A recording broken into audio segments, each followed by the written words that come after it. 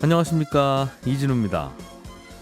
주식 투자를 하다 보면 오르는 날도 있고 내리는 날도 있는데 문제는 이걸 예측하기가 참 어렵죠. 요즘처럼 특히 시장의 악재가 이것저것 많고 그래서 변동성이 클 때는 어떻게 투자해야 되는지 그 방향을 잡기도 참 어렵고, 그러다 보면 시장이 대체적으로 오르는 때인지 내리는 때인지 시장에도 사계절이 있는 게 아닌가 하는 생각도 하기도 합니다. 오늘 센터뷰 시간에는 그래서 계절로 치면 지금이 어디쯤 와 있는지 시장의 사이클에 대한 이야기 좀 들어보도록 하죠.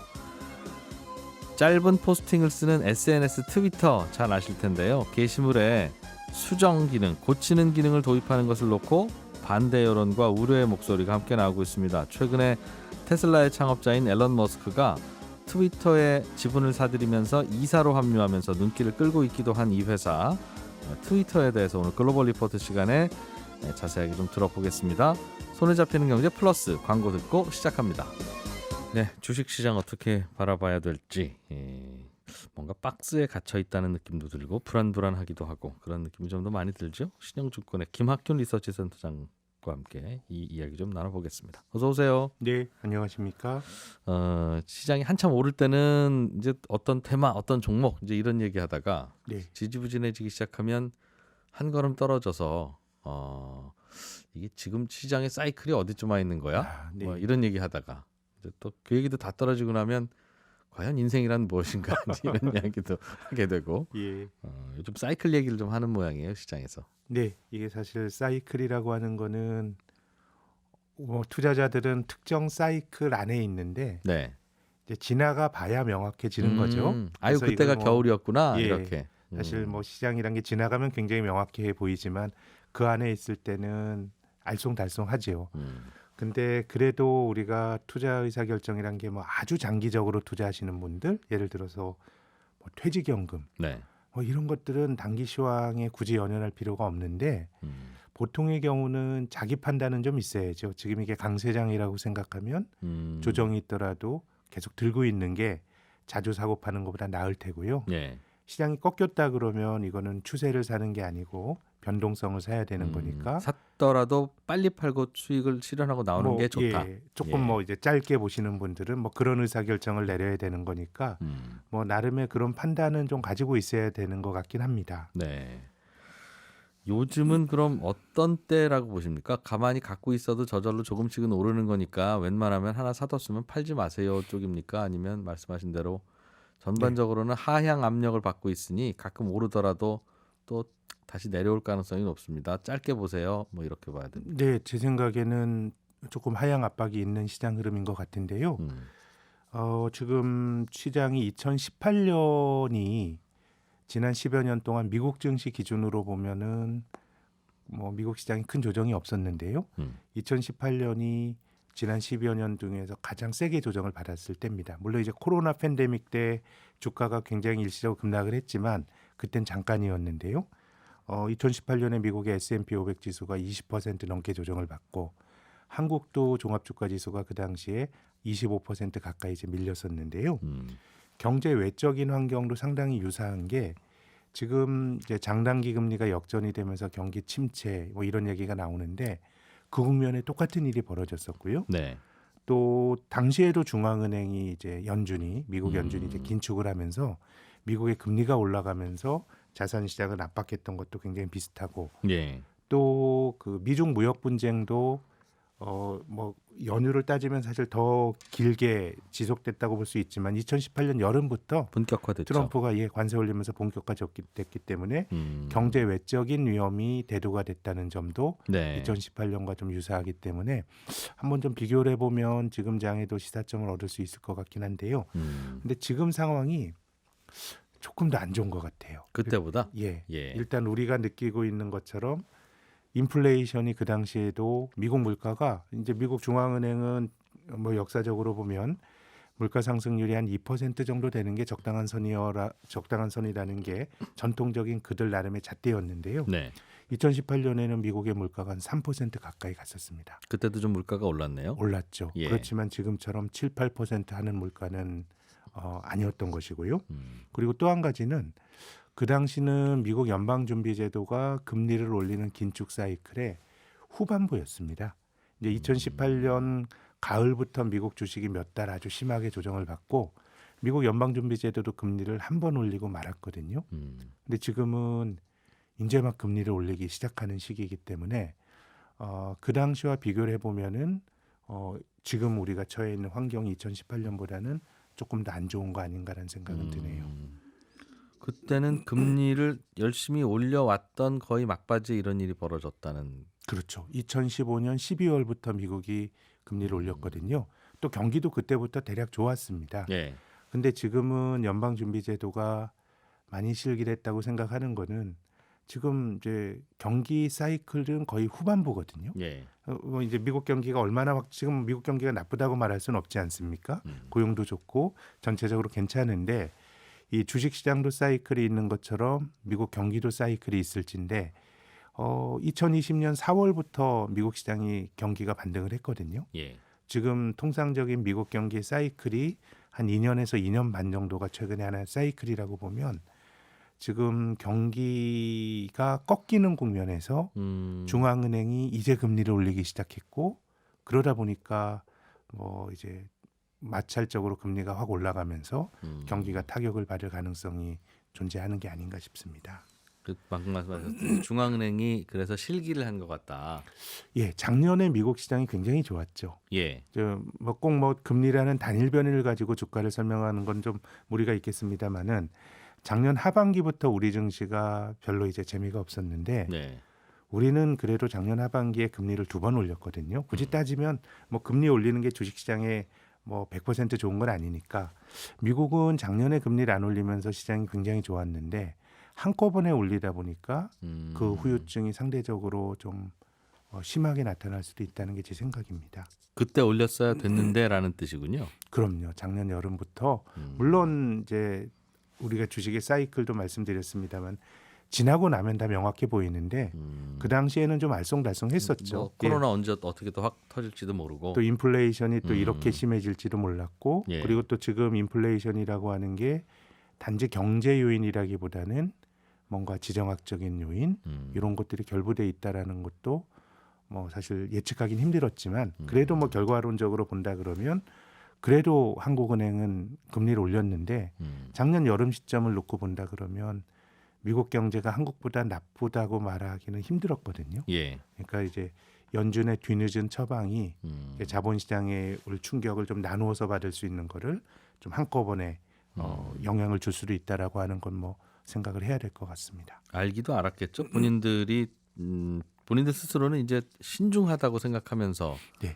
계속 기다렸을 테니까요. 네. 결과적으로 보면 그때 올렸어야 되는 건데 늦었어라는 평가를 하고 있으나. 예. 근데 또 한편으로 생각해 보면 우리가 그 연방준비제도 미국 경제를 이끄는 미국의 그 큰 기구죠. 그들의 판단을 그렇게 뭐 우리가 늘 주의 깊게 들어야 되는데 그런 사람들마저도 세상을 바라보는 관점들이 뭐 바뀌잖아요. 지난 여름만 하더라도 굉장히 인플레이션에 대해서 비교적 느긋한 태도였다가 네. 최근 한 달 동안 나오는 얘기들은 온갖 얘기들이 다 나오고 있으니까 이것 역시 우리가 잘 걸러서 해석을 해야 될 것 같은데요. 저는 그래서 지정학적인 위험을 제거한다 그러면 중앙은행이 긴축을 하는데 경기가 타격을 안 받는 경우는 거의 없고요. 네. 이제 결국은 경기가 너무 과열이 되면 인플레이션이 생기고 그걸 선제적으로 막기 위해서 긴축을 하는데 이번에는 이제 미국 경기에 굉장히 늦은 사이클에서 경기 확장이 상당히 진행된 상황에서 금리를 격하게 올리기 때문에 제 생각에는 내년 정도가 된다 그러면 정말 저는 미국이 금리를 낮출 수도 있다고 생각합니다. 경기 요인을만 놓고 보면요. 예. 그러니까 지금 중앙은행이 이렇게 빨리 움직이는 이유도 금리를 올리는 게 너무 뒤늦게 시작했기 때문에 어느 정도는 또 금리를 올려놔야 또 나중에 쓸 수 있는 처방이 있기 때문에 네. 경기가 그나마 괜찮을 때 뭔가 금리를 올리자라고 하는 강박증도 분명히 있는 것 같은데요. 근데 이제 좀 궁금하기도 하고 우리가 고려해야 될 거는 좀 지정학적인 위험 예. 이런 것들이 계속해서 인플레이션을 자극했을 때 과연 중앙은행이 어떻게 행동할 거냐 이런 것들이 또 2018년과는 조금 다른 그림인 것 같아요. 2018년에 미국 주식이 굉장히 하반기에 강하게 조정을 받았는데 2019년부터 시장이 좋았어요. 예. 그거는 미국 연준이 바로 금리를 낮출 수 있었던 거였는데 지금은 우리가 경험해 보지 못했던 지정학적인 위험. 사실 경험해 보지 못했던 건 아니죠. 지난 30년 동안 경험해 보지 못했던 새로운 상황이 벌어지고 있기 때문에 뭔가 그 당시보다는 조금 상황이 좀 복잡하고 금융시장에 좀 충격을 받을 수도 있지 않겠는가라는 생각입니다. 2018년은 다시 금리를 낮추고 경기 부양을 할 수 있었는데 네, 지금은 지정학적인 원인 때문에 물가가 계속 오르고 있어서 네, 석유값이겠죠 결국. 네. 그거를 자극하지 않기 위해서는 금리를 쉽게 내릴 수 없을 것이다. 조금 그런 고민이 좀 있는 것 같아요. 예, 그 설명을 들을 때마다 항상 기름값이 오르는 건 말씀하신 대로 지정학적인 원인 맞아요. 때문인데 네, 네. 사람들의 주머니가 너무 풍부해서 기름을 막 평소보다 2배씩 넣고 다니는 바람에 기름값이 올라요가 아니잖아요. 그렇습니다. 그러면 그걸 대응하기 위해서는 기름을 더 캐야지 금리를 올리면 그게 석유값 안정에 도움이 됩니까? 그러니까 지금 말씀하신 게 본질적으로 중앙은행이 컨트롤할 수 있는 거는 경제의 공급은 중앙은행이 건드릴 수가 없습니다. 수요는 금리를 올리면 사람들이 덜 쓰게 되고 예. 그러면 아무래도 물가 안정에 영향을 주게 되는데 이 공급이라고 하는 건 중앙은행들이 결정할 수 있는 게 아니고 산업과 지금은 지정학의 질서가 영향을 주는 거기 때문에 근데 이제 좀 늘 알쏭달쏭한 거는 지금 물가가 올라가는 게 수요 요인인지 공급 요인인지 이거를 정확히 가려내기는 힘들기 때문에 물가가 굉장히 높게 나오고 이것을 저는 중앙은행가들이 아주 명확하게 요인을 구별해서 네. 이거는 100% 공급 측면이야라고 할 수 있다 그러면 예. 저는 금리를 안 올리는 게 맞다고 봅니다. 지금 그런 요인들도 있기는 한데 네. 근데 이제 중요한 거는 중앙은행가들의 통화 정책도 중요한데 시장의 금리란 것도 되게 중요한 것 같아요. 예. 왜 그러냐 하면 물가가 오른다. 그럼 중앙은행이 긴축을 하지 않더라도 내가 화폐를 통해서 이자를 받는 채권의 가치는 떨어지는 게 맞아요. 물가가 이유가 뭐든지 간에 올라간다 그러면 물건을 가지고 있어야지 돈을 가지고 있으면은 사실 가치가 보전이 안 되는 거거든요. 그렇죠. 그렇게 된다 그러면 그 원인이 수요에 있건 공급에 있건 간에 채권 시장에서의 금리는 좀 올라갈 가능성은 좀 있다고 봐야 됩니다. 예. 중앙은행의 의중과는 상관없이. 상관없이. 이제 그런 점에서 보면 지금 세상이 저는 지금이 1차 세계대전 전후한 시기와 좀 비슷하다는 생각이 드는데요. 우리가 전쟁이라는 거는 없는 줄 알았어요. 그랬죠. 예, 뭐 지금 무기도 발달해서 서로 전쟁하면 절멸의 위기로 가는 거고 또 세계화가 진전이 되면서 서로가 얽혀있기 때문에 전쟁을 치르면 안 된다라는 게 있었는데 네. 1차 세계대전 직후가 저는 인류의 가장 아주 아이디어란 이상적인 희망이 아주 세계를 지배했던 시대 같아요. 직후에 예, 예. 직전이죠. 직전에. 1차 세계대전 직전에. 1914년 전이 어떤 일이 벌어졌냐 하면 세계의 중심이라고 봤던 그 유럽에서는 전쟁이 없었어요. 예. 1870년대 보불 전쟁 이후로 전쟁이 없었고 또 미국에서도 1860년대 남북 전쟁 이후에 전쟁이 없었는데 예.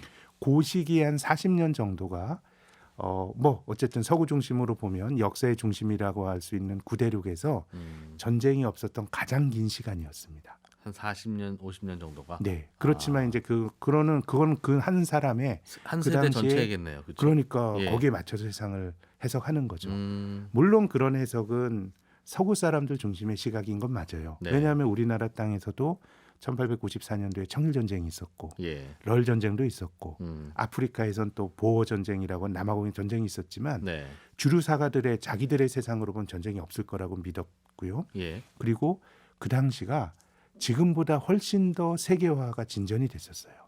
교역이 동력기관이 발전하면서 원거리 교역이 이루어지고 그러면서 세계화에 대한 기대도 컸었고 또 기술의 진보도 20세기 초가 저는 지금보다 기술의 진보가 훨씬 더 컸다고 봐요.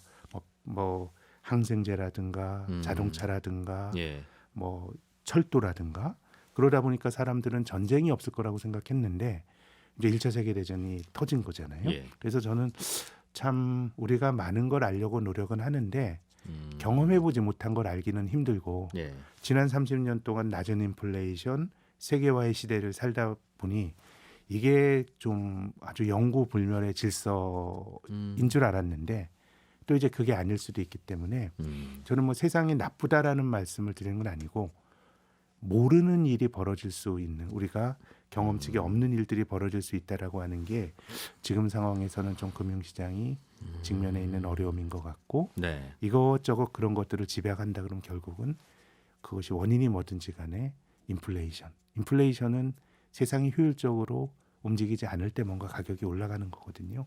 인플레이션이라고 하는 게 그런 것들을 좀 집약하고 있는 예. 지금 글로벌 경제가 직면해 있는 어려움인 것 같습니다. 그러면 좋지는 않은데 그러니까 쌀쌀한 분위기인데 이게 봄을 앞둔 그런 뭐 꽃샘추위 내지는 그런 쪽으로 보십니까? 아니면 지금부터 겨울이에요. 한참 겨울일 거야. 지금은 초겨울이에요. 라는 쪽이십니까?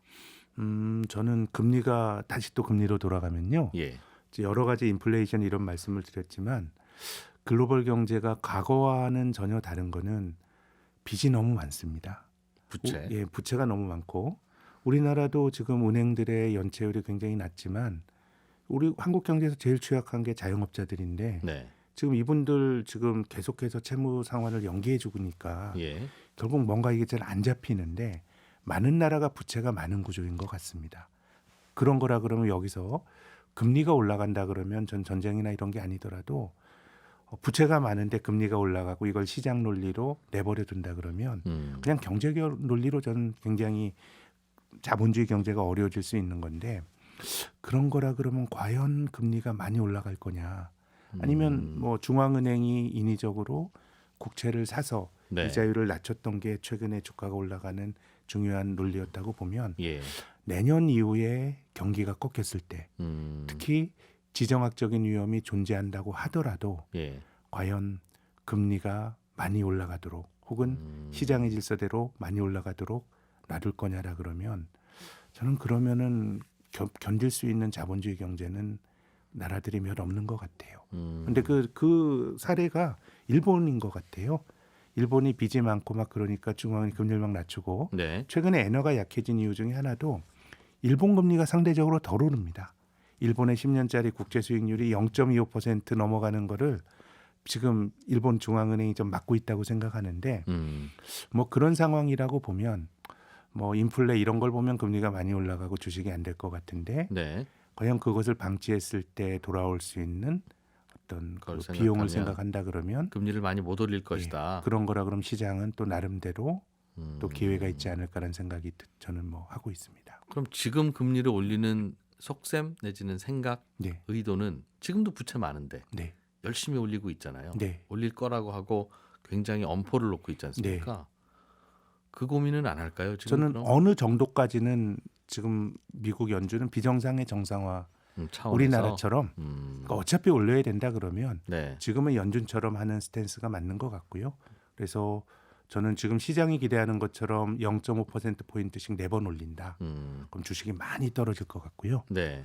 다만 제가 생각하는 거는 코로나 이전의 수준, 예를 들어 빅스텝을 한 2번 정도 밟은 다음에는 상당히 신중해지지 않겠는가. 네. 이게 뭐 경기나 인플레이션도 중요하지만 부채라고 하는 것도 꼭 고려를 해야 될 것 같고요. 그래서 시장의 그런 모습은 한국은 저는 작년부터 좀 어려운 약세장으로 간 것 같긴 한데 이자율이 아주 급등을 하지 않는다 그러면 네. 주가는 많이 안 빠지고 근데 우리 한국은행 총재 내정자께서도 이런 얘기를 하셨지 않습니까? 구조조정해야 된다. 네. 금리가 너무 낮다 보니까 좀비 기업들도 다 살아남고 경제가 활력이 없는 겁니다. 그럼 이제 주가가 제대로 오르지도 못하고 쉽게 떨어지지도 않는 네. 그런 박스권 정도가 제 생각에는 한국 시장은 이미 시작이 된 것 같고 미국은요? 미국도 뭐 비슷한 범주가 아닐까. 근데 제 그 생각에 내재가 된 리스크는 금리가 여기서 많이 올라간다 그러면 10년물 기준으로 3% 넘어서 훅 넘어간다 그러면 전 미국이나 글로벌 주식은 다 안 될 거라고 생각합니다. 그 시장에서는 이미 금리를 많이 올린다고 하고 시장에서도 금리가 미리 반영되기도 하고 네, 그러고 있음에도 네. 실제로 올리기 시작하면 사람들 느낌 더 싸해질 걸요 하는 겁니까? 그러니까 미국의 10년물 금리가 뭐 올라가게 되면 이제 반응을 합니다. 2018년엔 3% 가니까 반응을 했는데 네. 지금은 2% 중후반 가게 된다 그러면 그때 자산 시장이 뭔가 부담을 느낄 수 있는 레벨이라고 봅니다. 본격적으로. 네. 예. 알겠습니다. 전반적으로는 초겨울에 가깝다는 뉘앙스로 들리네요. 네, 신영증권의 김학균 리서치 센터장이었습니다. 고맙습니다. 감사합니다. 놓치기 쉬운 나라 밖 경제 소식을 살펴보는 글로벌 리포트 시간입니다. 오늘도 해담경제연구소 어예진 소장님 나오셨어요. 어서 오십시오. 안녕하세요. 트위터라는 네. SNS 여기에는 게시물을 수정할 수 없었나 봐요. 네. 자기가 올린 글을 이거 오타네 내지는 이거 좀 내용이 그런데 하고 고치는 게 그동안 안 됐어요. 네, 그동안 안 됐어요. 오. 수정 기능이 유일하게 안 되는 소셜 네트워크 네. 서비스죠. 근데 이제 그걸 도입하려고 한다. 네. 근데 없었던 기능이면 넣어주면 좋지 왜 이걸 가지고 뜨겁게 토론들을 합니까? 이게 좀 사연이 있는데 일단 트위터가 이달 초인 만우절에 예. 그 글을 하나 올렸었어요. 뭐라고 올렸냐면 게시글 수정 기능을 개발하고 있습니다라는 내용이었거든요. 다들 에이 트위터가 하면서 만우절 장난이겠거니 하고 넘어갔는데 이번 주 초에 트위터 공식 계정이 지금 많은 분들이 물어오시는데 네 맞습니다. 지난해부터 우리는 트위터 편집 기능을 개발하고 있습니다라고 트윗을 날리면서 사람들이 폭발적인 호응을 불러일으켰어요. 네. 최근에 트위터 지분의 9.2%를 매입하면서 최대 주주가 된 테슬라의 앨런 머스크가 그 트위터에 트윗을 남겼는데 편집 기능을 원하십니까? 라는 설문을 올렸거든요. 예. 네, 440만 명이 응답을 했어요. 네, 이 중에 약 70%가 편집 기능을 원한다 이렇게 답한 바가 있는데 네. 재밌는 거는 이때 앨런 머스크가 일부러 예. yes or no, 그러니까 네 아니요 대신에 그 스펠링을 좀 일부러 틀리게 해서 YSE 뭐 yes를 이렇게 하고 no를 ON 이런 식으로 오타를 내서 올렸어요. 그러니까 많은 인원이 이미 설문에 응답을 했기 때문에 중간에 지우거나 바꿀 수 없는 거를 재치 있게 표현한 겁니다. 네. 트위터가 현재 이렇다. 네. 내가 yes를 YSE라고 잘못 썼는데도 네. 뭐 고친다 여기다 하고 있고 사람들은 네. 이런 게 재밌고 좋아요 아니면 에이 불편해요이냐. 네. 앨런 머스크는 본인은 어느 쪽일까요? 그러니까 이런 풍자를 해놓는 거 보면 봐요 이게 못 고치잖아요. 네. 라는 그쵸. 것 같기도 하고. 고쳐버리면 그게 삭제가 되기 때문에 이 설문이 다 다시 초반으로 돌아가게 되거든요. 그러니까 설문 yes or no는 그대로 두고 숫자는 네. 질문에서의 스펠링은 바꿀 수 있으면 제일 좋은데 네. 그게 안 되니까. 그게 그동안 그럼 안 됐던 이유는 사람이 한번 올린 그거는 최초의 마음을 그대로 우리가 알기 위해서지. 네. 그 자꾸 고치도록 하면 안 된다.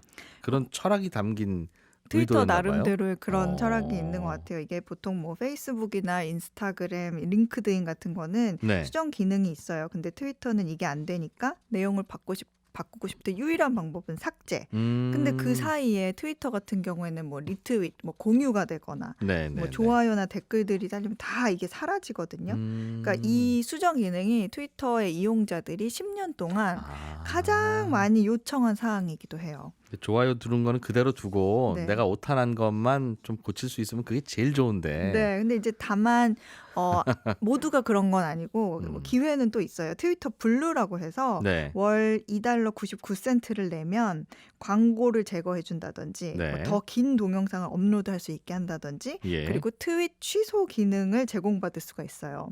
근데 이 트윗 취소 기능이 편집 기능이 아니라요. 그 트윗을 올리고 이제 게재되기 전까지 한 뭐 5초에서 60초 정도 뭐 이렇게 걸리거든요. 근데 그 사이에 오탈자나 내용을 검토할 시간을 확보할 수 있게. 그러니까 60초 최대 60초를 주는 거예요. 올리기 전에 1분 동안 진짜 이거 올리실 건지 60초 드리겠습니다 하는 기능을 서비스를 받을 수 있는 거예요. 혜택, 그러려면 특권이죠. $3를 내야 된다고요? 네. 근데 이제 게시물이 올라간 60초 동안 마지막 기회로 내가 지금 오타를 냈나? 내가 이거 정말 올려도 될까? 이런 거를 네. 해서 만약에 발견이 됐다. 이거 올리면 안 되겠다. 수정해야겠다 하면 그 undo 버튼, 취소, 되돌리기 네. 버튼을 눌러서 그럼 아예 글이 안 올라간다는 거죠? 안 올라가죠. 근데 이제 앞으로는 이 트윗 취소보다 한 단계 더 업그레이드된 그 수정 기능을 올해 안에 서비스를 하겠다 얘기했는데 이제 모두가 사용 대상이 당장은 아니고 지금 말씀드린 그 유료 프리미엄 서비스 트위터 블루 가입자를 대상으로 가입하면 그게 수정할 수 있도록 하겠다. 먼저 오탈자를. 테스트 겸 해서 제공할 예정입니다. 이게 요즘 트렌드인지는 모르겠는데 네. 보통 뭔가를 유료로 합니다. 프리미엄입니다라고 하면 네. 꼭 뭐 그 기능이 없어도 되지만 있으면 좋은. 그렇죠. 예를 들면 자동차로 치면 뭐 파워 윈도우 같은 거. 뭐 그럴 수 있죠. 아니면 네. 뭐 예전엔 파워 핸들도 사실은 옵션이긴 했어요. 네. 어쨌든 뭐 그런 거를 옵션으로 달고 유료로 하는 건 이해가 돼요. 네. 그런데 요즘은 이 트위터도 지금 이렇고 당연히 있어야 될 수정 기능을 굳이 쓰시려면 돈 내세요. 유튜브도 그렇잖아요. 그 광고 없애는 건 이해가 되는데 네. 유튜브를 꺼도 계속 음악이나 이런 걸 들을 수 있으려면 유튜브 프리미엄에 그렇죠. 가입해야 되는 건 그렇죠. 아니 이 기능이 뭐라고 이거 그냥 주면 되는 걸 굳이 불편하게 만들어 놓고 그 불편함을 없애시려면 이건 식당 가면 된장찌개 6,000원인데 수저까지 쓰시면 6,500원입니다. 그 얘기도 느껴지잖아요. 근데 그것도 전략이죠. 사업 아, 전략이죠. 그렇긴 한데 너무 네. 야속하다는 거죠. 아니, 수저 굉장히 없이 어떻게 속상하신가 밥을 봐요. 먹어. 어쨌든 네. 근데 이게 트위터도 그만한 영향력과 가치가 있기 때문에 사람들이 이거를 받아들일 수밖에 없는 건데 보통 이 트위터 같은 경우에는 이게 정치인이나 좀 유명 인사들이 많이 이용을 하거든요. 그렇기 때문에 이런 사람들이 공식적인 성명을 냈는데 거기에 오탈자가 있거나 뭐 잘못된 사실이 담겼거나 아니면 좀 감정적으로 좀 격하게 글을 올리고 아차 싶어도 나중에 이거를 삭제하거나 그러면 신뢰도가 떨어진다거나 아니면 혼란이 더 커진다거나 그렇죠. 내용이 좀 덜 가치 있게 되겠죠. 근데 외신들 보면 아시겠지만 유명인, 뭐 정치가, 기관장, 뭐 기업인들 트윗이 이렇게 캡처가 되거나 뉴스의 근거로 제시되는 경우가 상당히 많아요. 때로는 뭐 정부나 기관의 공식 메시지로 여겨지기도 하거든요. 예. 일례로 뭐 예전에 손경제 플러스에서 소개해드렸던 뭐 아랍에미리트의 주말이 기존 금요일 토요일에서 토요일 일요일로 변경된다 이런 내용도 UAE 정부 공식 트위터를 통해서 먼저 발표가 됐어요. 그리고 뭐 앨런 머스크의 트윗 하나가 가상화폐 시장을 막 오르락내리락 만들잖아요. 네. 그런데 만약에 뉴스에 이미 인용된 이 사람들의 트윗이 나중에 이 사람들이 원문의 일부를 수정하거나 삭제한다면 어떻게 되겠어요? 오히려 그 수정 삭제 때문에 혼란이 더 클 것이다. 네, 그래서 이번에 이 사람들이 트위터가 수정 기능을 넣더라도 바꿀 수 있는 문자 수를 제한한다던가 예. 아니면 수정된 내역을 그 보는 사람이 다 확인할 수 있게 한다거나 아니면 공유된 이미지나 비디오 링크는 교체하지 못하도록 하는 방법들을 다양하게 고민 중이라고 합니다. 그렇군요. 수정을 불편하게 한 것도 이유가 있었네요. 네. 그러나 그렇다면 계속 그렇게 하든가 이걸 굳이 돈을 받고 고쳐주는 건 정말 뭐 유료가 나쁜 게 아니라 유료라면 유료다운 뭔가가 있어야 되는데 주말에 트위터에 이메일 보내실 것 같은데요. 허탈한 유료 이런 거, 야 이런 걸 아무튼 제 느낌은 그랬어요. 충분히 논란거리가 될 만하네요. 듣고 보니까 네. 수정 기능을 굳이 안 넣은 이유도. 다른 얘기 좀 해보죠. 러시아와 우크라이나 사이의 전쟁 때문에 미국 유럽 국가들이 하나같이 이제는 반러시아 대열에 동참하고 있는데 네. 여기에 협조 안 하고 노골적으로 우리는 친러시아 할 거야라는 나라들도 꽤 있다고요. 네, 그 대표적인 곳이 바로 헝가리입니다. 음. 그 유럽 국가들이 현재 러시아 뭐 선박이 유럽 항구에 들어오지 못하도록 한다거나 아니면 뭐 석탄과 석유 일부 수입 금지를 한다거나 예. 이런 러시아에 대한 제재를 좀 더 강화하려는 방안을 좀 앞다퉈서 추진하고 있거든요. 그런데 헝가리는 유럽연합 27개 국가의 회원국이지만 오래전부터 친러시아 성향을 보이면서 이런 러시아 제재에 좀 거부권을 행사하고 있어요. 예. 그 이유는 그 빅토르 오르반이라는 헝가리 총리 때문인데 이 사람이 푸틴하고 절친이에요. 근데 아무리 친해도 요즘엔 눈치껏 좀 하는 분위기잖아요. 사실은. 네. 독일도 러시아하고 꼭 친해야 되는 불가피한 사정들이 많은데 그럼에도 불구하고 이 분위기에서는 이러면 안 돼 하는데 네. 근데 이 헝가리 국가 자체가 지금 빅토리 오르반 총리 때문에 네. 약간 그 푸틴 러시아와 비슷한 정치 분위기가 흘러나오고 있거든요. 음. 이 사람이 2010년부터 장기 집권을 해온 사람인데 지난 2014년에 연설 중에 뭐 이런 얘기를 했었어요. 민주주의를 우리는 택하되 자유는 제한할 수 있다. 그런 제한적 민주주의를 내세우기도 했고요. 헝가리적 민주주의. 네, 그리고 예전에 우리도 한국적 민주주의라고 해서 이런 거 비슷한 거 하면서 한 적이 있었어요. 네, 그리고 그 당시에 또 뭐라고 했냐면 러시아를 중국, 싱가포르, 인도, 터키와 함께 헝가리의 사회 모범이라고 부르기로 했다. 뭐 이렇게 얘기를 하기도 했어요. 그런데 이 오르반 총리가 지난 일요일에 헝가리 총선이 있었어요. 예. 그런데 4연임에 성공을 해요. 지금껏 이 사람은 정치적 이익에 따라서 수시로 좀 자세를 바꿔온 사람이거든요. 최근에 총선을 했군요. 네. 예. 그래서 이번 선거를 앞두고 그 헝가리 내에서도 좀 반러시아 정서가 심해지니까 네. 선거에서 이기려면 좀 자세를 바꿔야 되는 거죠. 그래서 오늘부터 푸틴하고 관계 다시 생각할 겁니다, 여러분. 저도 마음 바꿨습니다. 네, 나는 현재 러시아의 적대주의자다 이렇게 얘기를 하면서 좀 자세를 바꿨더니 결국 12년 연속 연임에 성공을 했어요. 네. 근데 또 사실 실상은 또 그렇지가 않습니다. 말만 그렇게 한 거다 선거 때. 네, 왜냐하면 그 이틀 전에 이 헝가리에서 이 총리가 러시아가 요청한다면 가스 수입 대금을 루블화로 지불할 것이다 이렇게 밝히는가 하면 어제는 헝가리 외무장관이 그 자국의 원자력 발전소에 필요한 그 러시아산 핵 연료를 네. 항공편을 통해서 전달받았다 이렇게 밝혔어요. 러시아도 땡큐 헝가리 한다는 뜻이군요. 네, 원래 받았던 건데 이게 기차로 이 핵 연료를 받아왔거든요. 네. 근데 지금은 헝가리가 이제 러시아에서 우크라이나를 거쳐서 기차로 오는 예. 핵 연료 수송이 중단된 상태예요. 러시아에서 헝가리 가려면 우크라이나 거쳐야 되는데 거쳐야 되죠. 지도상으로 보면. 네, 근데 흥미로운 점이 유럽 연합 내에서 지금 2월 말 이후에 러시아 항공기는 모든 유럽 연합 EU 영공을 지나지 못하도록 막은 상태예요. 네. 그런데 기차가 끊겼으니까 안 되니까 방법을 찾다가 항공편으로 헝가리가 그 벨라루스, 폴란드, 슬로바키아의 허가를 받아서 항공을 통해서 핵 연료를 받았다. 이렇게 설명을 했어요. 벨라루스, 폴란드, 슬로바키아도 헝가리 얼굴 봐서 협조해 줬다는군요. 네, 러시아 수송기 날라와도 벨라루스는 되게. 워낙 좀 러시아에 좀 가까운 쪽이고 뭐 폴란드, 슬로바키아는 약간 좀 중립적이기도 하는데 네. 폴란드도 이제 뭐 루블화로 가스 대금 낼 의향이 있다 이렇게 밝힐 정도로 그게 러시아의 요구죠. 루블화 내라. 네, 그렇습니다. 예. 그렇게 얘기가 나와서 이 세 국가의 영공을 거쳐서 핵 연료를 받았다. 근데 이에 대해서 좀 일부 비난이 유럽 국가들에서 있으니까 너는 우리랑 좀 발 맞춰라. 그랬더니 헝가리가 이 러시아산 원유와 가스에 대한 제재를 거부하면서 네. 원자력 관련 활동에 대한 어떠한 제재도 헝가리에 있어서는 그 레드라인이다. 자국에 굉장히 치명적이다. 이렇게 강조를 하고 그 원자력 그 에너지에 대한 제재는 아직 합법적이다. 뭐 이런 식으로 주장을 하고 있죠. 그 러시아에서 뭐 우라늄을 갖고 오든 해야 되는 건 우리가 불편하니까 갖고 오는 거지. 네. 이거 우리 필요해서 사오는데 당신들이 뭔데 우리가 러시아에서 사오든 말든 당신들이 주든가 그럼. 그런다는 거군요. 네. 헝가리는. 네. 헝가리가 원자력 발전 비중이 높은가 봐요. 네, 이게 헝가리가 원자력을 에너지 안보의 또 다른 핵심 요소라고 생각하는 국가예요. 그래서 원전이 그 에너지 가격 인하를 유지하는 데 매우 중요한 역할을 한다고 생각하고 있고 이번에 발전소용 핵 원료가 전달된 곳이 헝가리 중부의 팍스 발전소라는 곳인데 예. 여기가 헝가리 전체 전력의 약 50% 절반 가까이 50%요? 네, 절반 가까이 공급하고 있어요. 발전소 한 곳에서? 네, 그래서 이번 연료 공급으로 이 공장 가동이 장기간 해결됐다 이렇게 안심하고 있죠. 거의 원자력 발전으로 하는군요.